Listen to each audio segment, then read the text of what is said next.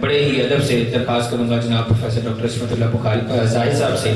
کہ وہ آج کی تقریب کے حوالے سے گفتگو کریں، ساحل صاحب کے حوالے سے گفتگو کریں، تاکہ اس کے بعد ہم پروگرام کا اختتام کریں اور اس کے بعد انشاءاللہ آپ کے لیے ہماری طرف سے ڈنر ہے وہ آپ کر کے جائیے گا پلیز۔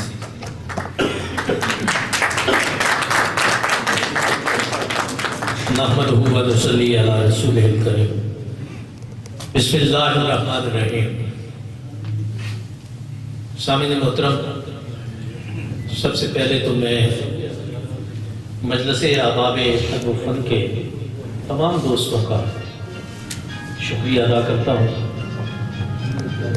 اس لیے ایک تو انہوں نے مجھے یہ عزت بخشی کہ میں آج کی اس محفل میں آپ کی خدمت میں حاضر ہوا، اور اس لیے بھی کہ ایک عرصے کے بعد شاعروں و ادیبوں کی اتنی بڑی گلوسری دیکھنے کو ملی، اور ان میں بہت سے وہ لوگ ہیں جو عرصہ دراز سے جن سے میری نیازمندی ہے، میرے دوست ہیں۔ آج میں ان کے چہروں کو دیکھ کر ایک روحانی سی لذت محسوس کر رہا ہوں، خوشی محسوس ہو رہی ہے کہ ایک عرصے کے بعد چلیے ان سے ملاقات تو ہوئی، زیارت ہوئی، اور ایک دوسرے کے احوال سے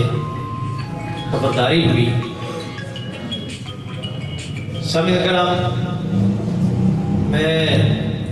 خاص طور پہ اپنے دوست جناب رمضان فخر صاحب اور حمید شاہین صاحب کا بھی شکر گزار ہوں کہ ان سے کبھی کبھی فون پہ بات تو ہوتی رہتی ہے، لیکن جب انہوں نے مجھے یہ فون پہ بتایا کہ آپ کے بہت دیرینہ دوست لطیف ساحل صاحب کے ساتھ ہم نے ایک شام رکھی ہے، تو آپ نے آنا بھی ہے اور کچھ کہنا بھی ہے، تو سچی بات یہ ہے کہ میں ایک پریشانی میں مبتلا ہو گیا کہ میں لطیف ساحل سے تو میری یاد اللہ 70-71 سے ہے، آدھی صدی ہونے کو آئی، لیکن میں سوچ رہا تھا اتنے دیرینہ میرے محترم دوست ہیں، اور جتنا کوئی جس کے قریب ہوتا ہے نا اتنا مشکل ہوتا ہے اس کے لیے بات کرنا، تو اس مشکل میں گرفتار تھا تو مجھے ایک لطیفہ یاد آیا۔ ایک آدمی کے پاس ہاتھ اس پہ اللہ دین کا چراغ لگ گیا، اس نے چراغ رگڑا، ایک جن حاضر ہو گیا، میرے آقا کیا حکم ہے؟ اس نے کہا مجھے لندن جانا ہے، لاہور سے لندن تک ایک پل بنا دو جس پہ میں اپنی گاڑی سے جاؤں گا۔ اس نے ہاتھ جوڑ کے کہا آقا میں تو بہت غریب سا آدمی ہوں، ویسے بھی یہ میری پہنچ سے دور ہے، کوئی اور کام بتائیے۔ اس نے کہا اچھا یہ نہیں کر سکتے تو پھر ایسا کرو مجھے 4 کنال میں ایک گھر بنا دو جہاں میں اور میرے بیوی بچے آسودگی سے رہ سکیں۔ اس نے پھر ہاتھ جوڑ دیا، کہا آقا میں بہت غریب سا جن ہوں، یہ بھی نہیں کر سکتا، کوئی آسان کام بتائیں جو آپ کی خدمت میں ڈالا۔ تو اس نے کہا اچھا ایسا کرو، میں نے سنا ہے بزرگوں سے کہ عورت ایک کتاب ہے، یہ بتاؤ اسے کہاں سے پڑھنا شروع کروں کہاں سے ختم کروں؟ وہ جن گھبرا گیا، آنکھیں نیچی کر کے سوچنے لگا، 10 منٹ کے بعد کہنے لگا آقا یہ بتائیے کہ جو لندن کا پل بنانا ہے یک رویا بنانا یا 2 رویا بنانا؟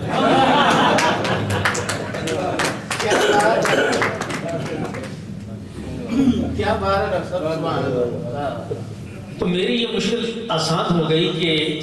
میرے بھائی لطیف ساحل صاحب کا فون جو تھا میرے لیے اللہ دین کا چراغ ثابت ہوا۔ میں نے کہا بھائی میں کیا کہوں گا؟ کہنے لگے بھائی آپ نے آج آنا ہے، جو لوگ باتیں کریں گے نا انہی میں سے کوئی باتیں آپ کو مل جائیں گی بات کرنے کے۔ میں نے کہا یہ تو آپ نے بالکل اوپل بنا دیا ہے، میں آؤں گا انشاءاللہ آؤں گا۔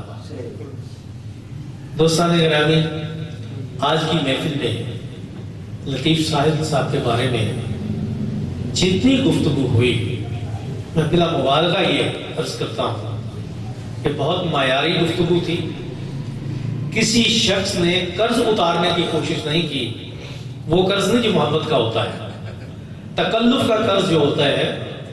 وہ بڑی جلدی لوگ اتار دیتے ہیں، بڑے خوبصورت طریقے سے اتار دیتے ہیں اور بہت خوبصورت لفظوں میں اتار دیتے ہیں،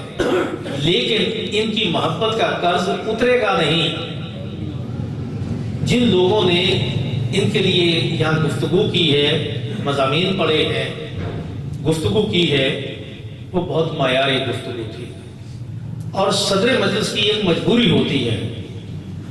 میں تو اکثر کہا کرتا ہوں دوستوں کو کہ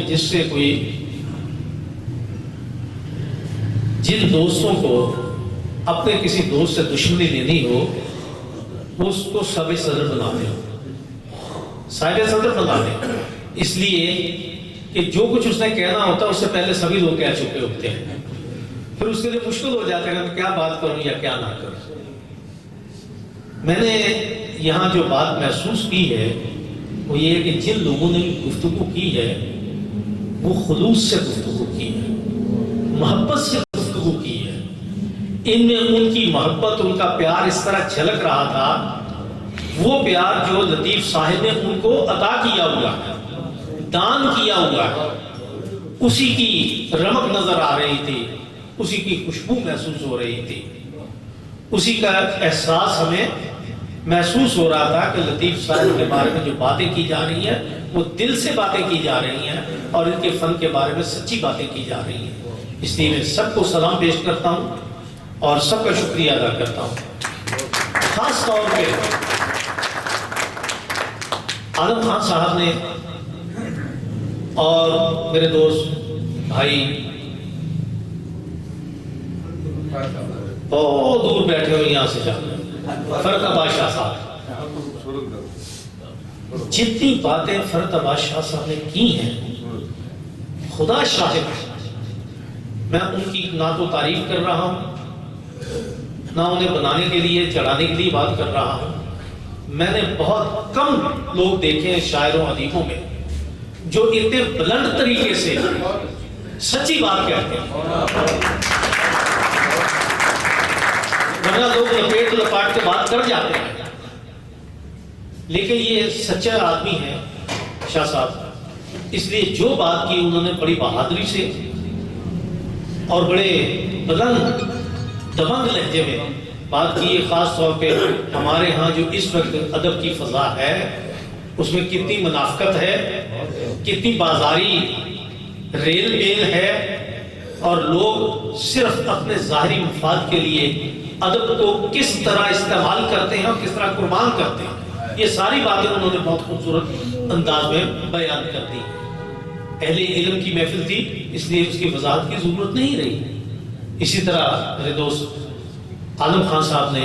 تنقید کے حوالے سے جو باتیں کی ہیں بہت ہی سادہ قسم کی باتیں کی ہیں، سبھی کی گفتگو اچھی تھی، لیکن میرے خیال میں اچھوں میں سے اچھی گفتگو یہ دو صاحب جو ہے ان کو میں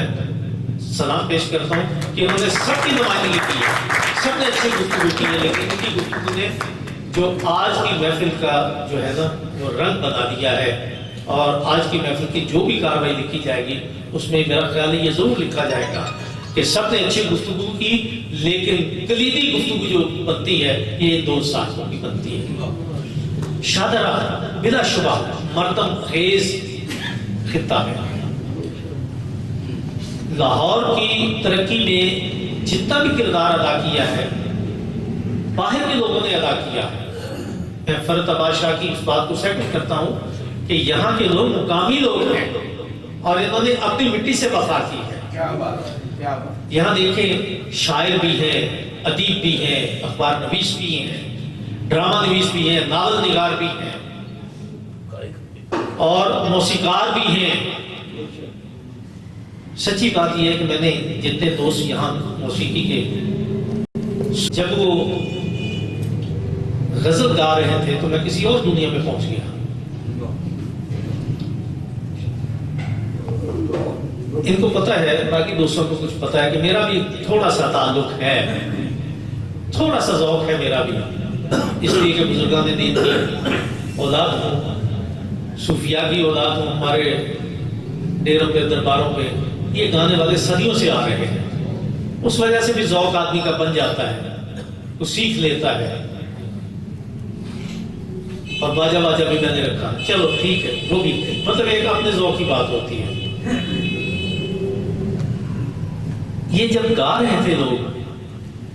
ساحل صاحب کی غزلیں، تو میں اس نتیجے پہ پہنچا کہ یہ لوگ سچل فنکار ہیں، سچے فنکار ہیں، اس لیے کہ انہوں نے ان کی غزلوں کے لیے ایسے راگوں کا انتخاب کیا جو غزل کے مزاج کے مطابق ہے۔